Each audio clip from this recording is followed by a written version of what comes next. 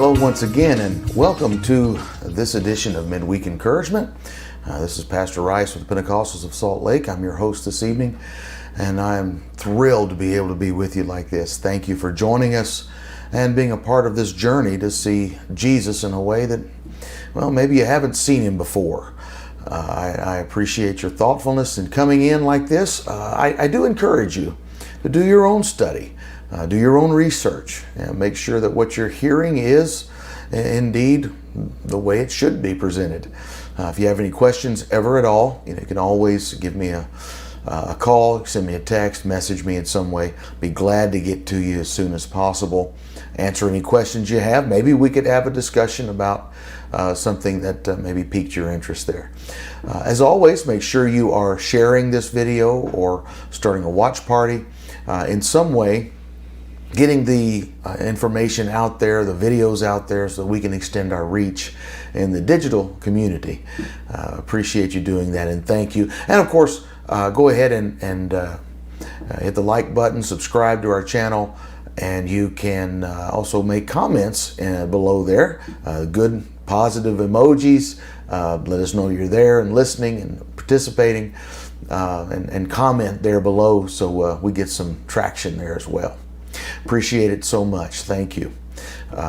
Get your notepads, your Bibles out. We're going to be reading again this evening, and we're going to be looking into and our final lesson with Are You Inside?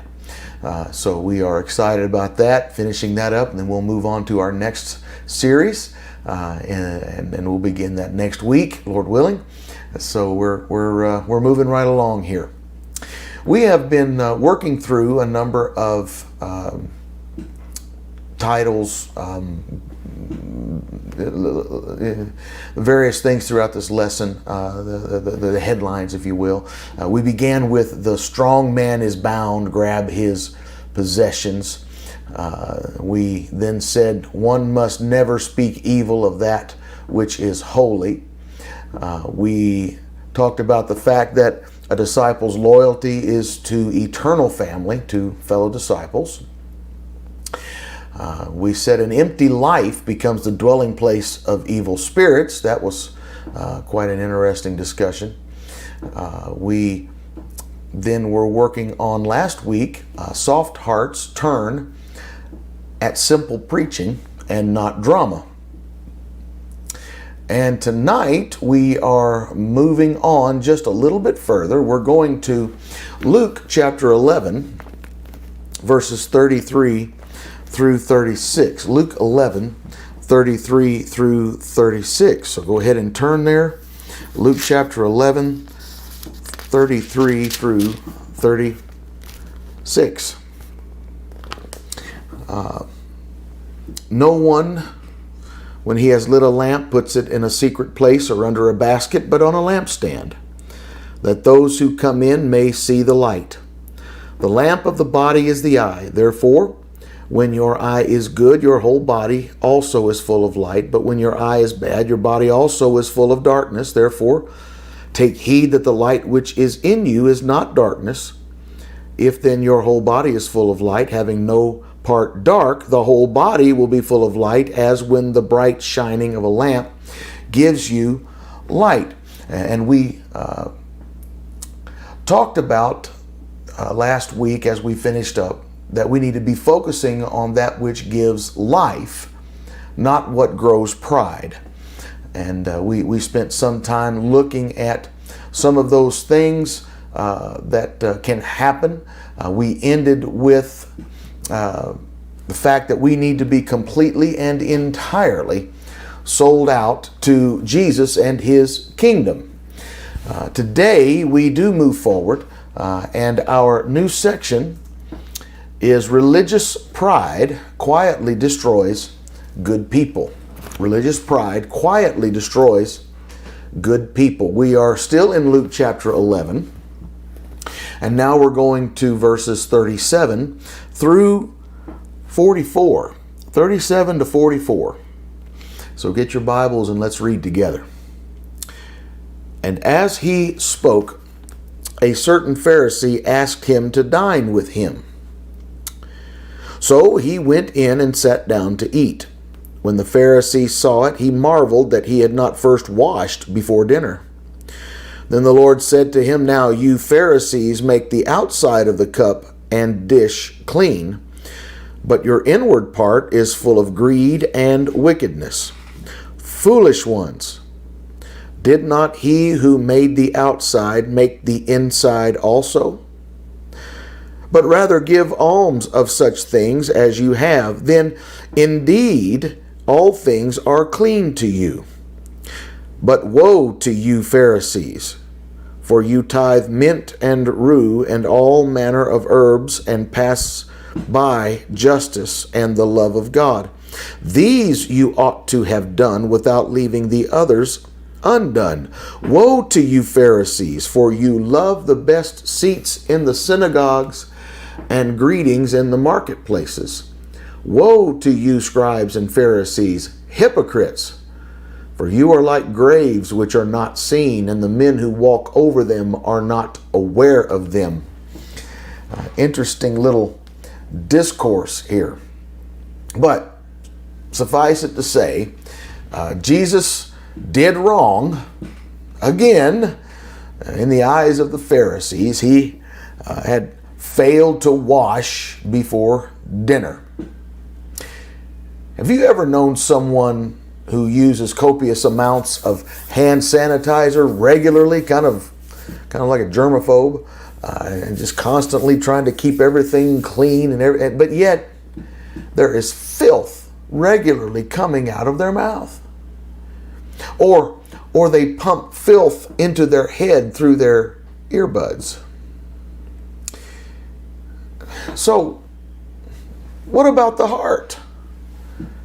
What goes on in your heart is far more important than what happens to your body. It's not that the body is unimportant, it is, and we can take that up at another place. However, what goes on in your heart is more important than your body. The Pharisees worried about what is on the outside, while Jesus was far more concerned about what is on the inside. Oh, they did well with religious behavior and symbols and rituals and all of those things, but inside they were full of greed and wickedness. And that seems to be the message to this particular Pharisee. He had a great religious exterior, but as Jesus says, he was greedy and wicked on the inside. Remember, God made the outside and the inside. He formed man out of the dust of the ground, and he breathed life into him. We're often so concerned about the outside. What if we put the same effort and energy to improving our inside? We said earlier, and I'll say it again, holiness is an inside issue.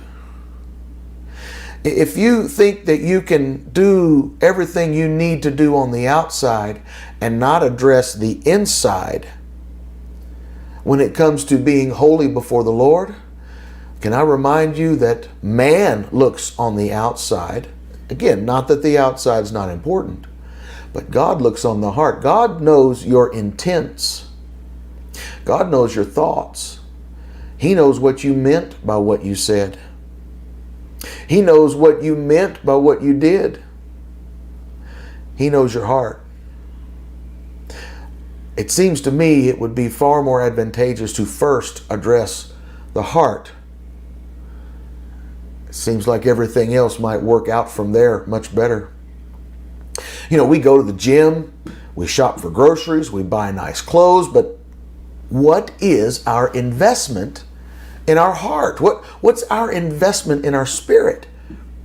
What are you willing to invest to grow in the Word of God?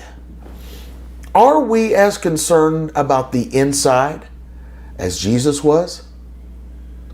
See, in verse 41, he said, rather give alms of such things as you have, then indeed all things are clean to you. Let's take this in context. Remember, what is this Pharisee dealing with? Well, he's dealing with greed. And Jesus is saying to him, start giving. The cure for greed is giving. That's how you stop being stingy and selfish. You give. Now, after Jesus gives that information, he starts pronouncing some woes on Pharisees. And this is where things get a little interesting. He begins by bringing up tithing. He's still on this giving thing. And make no mistake, Jesus says we should be tithing, okay? But see, the Pharisees had used their tithing to justify themselves and justify the condition of their heart, because they say, well, I pay my tithes. And I get, well, what is tithing? Well, what happens when you tithe? Tithing, of course, is 10% of what God blesses. 10% of your increase is tithing. Tithe literally means a tenth. So we give 10% of what God has given to us back to God and His kingdom. Well, then what happens? Well, He blesses you. He blesses you financially. He blesses you in many other ways as well. But when you are abundantly blessed, then you can be tempted by pride. Look what I have. Look what God gave me. Look how I've been blessed, and so wasn't, and this is, and look at what I've got, and look how this happened, and that leads to greed and wickedness. When you start serving God, He will improve your life situation. And when He does, watch out. Pride can sneak in. Look how much better I am than so-and-so, or my brother who is doing this and that, and how terrible that is. But look how wonderfully blessed I am, and just look at how much God's blessed me. Wow, I am doing so great. This is amazing. I know you're not out somewhere getting drunk. You're not shooting drugs into your veins, and you're not shooting other people. But you are dealing with pride. And pride is the sin of Lucifer himself. Is one worse than the other? See, we get hung up on the sins that we can see. I wonder if it's not more difficult to overcome the sins that we don't see. What is God concerned about? What God is concerned about is what's going on the inside. Is there pride in there? Is there greed? Is there wickedness? That is what Jesus is dealing with in this particular situation. He's working on that circumstance with this particular Pharisee. These people tithed down to the herbs in their garden. They did this 1, 2, 3, 4, 5. There's 10 leaves. We'll take one. That's the tithe that goes back to God. And Jesus has no problem with that. The problem He had is that they did this thing down to the minutest of details, and yet they neglected the much larger things. Well, like what? What did they do? So they didn't know about being merciful to people. That's a pretty big thing. Standing up for justice for those who cannot stand up for themselves. That's a big thing. And they were not doing these things. Yes, He says, tithe. Do that. But don't neglect the weightier matters, which is loving people, walking humbly with God, exercising justice and mercy for those who need it. Well, let's go on here. Verse 43, he says, Woe to you, Pharisees, for you love the best seats in the synagogues and greetings in the marketplaces. Well, do you like to be recognized in public venues? Do you like to have someone call your name in a public setting and recognize you for your actions, for your work, for your contributions? Well, I suppose we all do to a degree. It feels good to us to be recognized and acknowledged in that way. But if that desire has somehow crowded into your heart as something that you're looking for, and you're disappointed, even offended if it doesn't happen, if that's happening, then that's very dangerous. So what I'm saying is don't try to go out and be noticed. Your goal is to not be seen.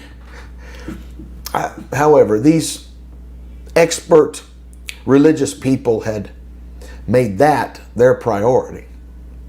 They would wear special robes and long fringes and extra large borders on their garments that would make them very noticeable in public and feared, awed, respected, noticed at the very least. People would stare and point at them in awe and wonder, there is a Pharisee. But Jesus continues. Verse 44, he says, woe to you, scribes and Pharisees, hypocrites! For you're like graves which are not seen, and the men who walk over them are not aware of them. In other words, you're rotten inside. Not to be left out, of course, the scholars had to chime in. And Jesus had a few things to say to them as well. So let's look at what the lawyers, the scholars of the law, had to say in Luke 11:45 to 54.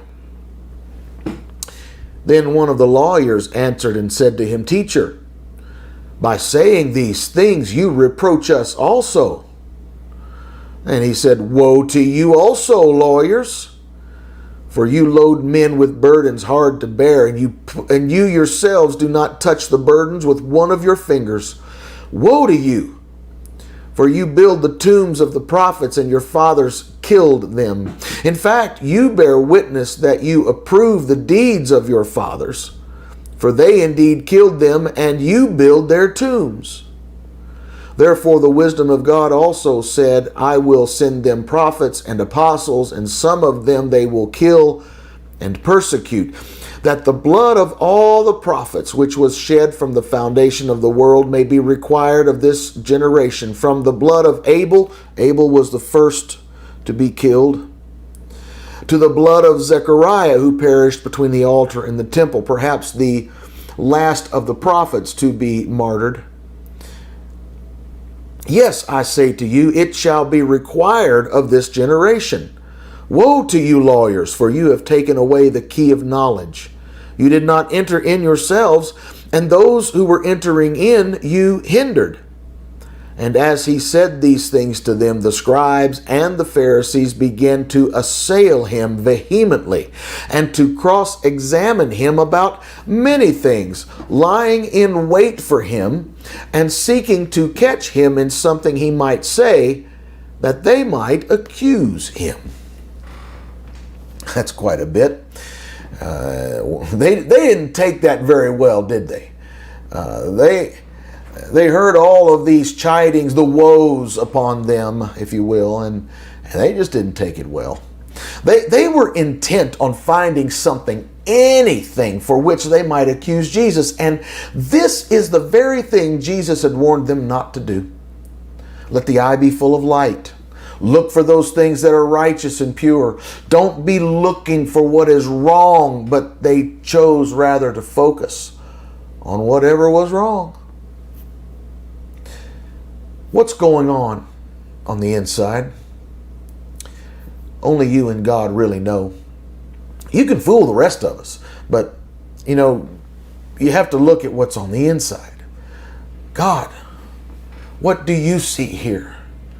Am I doing what I do because I love you first and foremost, or am I just trying to prove something to someone else? Is it because I want recognition and honor and I want a special seat somewhere?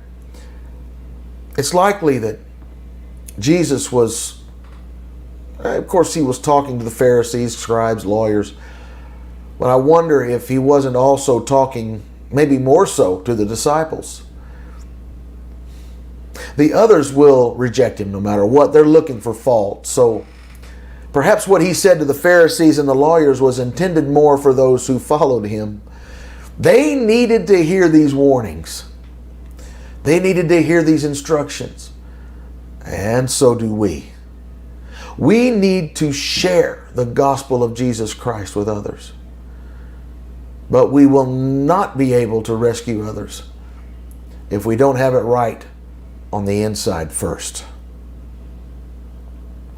Thank you for joining in today in our time together. That's the end of our lesson on Are You Inside? And I thank you. It's great to have you with us. Thank you for joining in. Don't forget to share or start a watch party or somehow get this video out there. Don't forget to make some comments, put some good emojis down there, or hit the like button, the subscribe button. Let's see if we can increase our reach digitally and see what God can do with our loaves and fishes. There's no telling what God can do. Thank you so much. It's so great to have you with us. Our regular service times at the Pentecostals of Salt Lake, we have a connect group on Thursday nights at 6 o'clock. And then our Sunday morning begins at 10:30 with prayer. 11 o'clock is our Sunday morning classes for all ages. And then about 11:45 is when our morning worship starts. And all of you are invited. If maybe you're watching from out of town, if you're in the area, you're certainly invited to come and join us while you're in town. Thank you for joining us. It's our desire, my desire, that we grow in Jesus, that we grow in the kingdom, that we become everything the Lord wants us to be. In order to do that, we're going to have to see Jesus for who He is and really address things that are on the inside first. The Lord has a way of doing that when you're full of His Spirit. He can do amazing things with you. So, make sure you love God first and foremost with your heart, soul, mind, and strength. Love your neighbor as yourself. Love people. Fast. Pray. Give generously. Now go make disciples.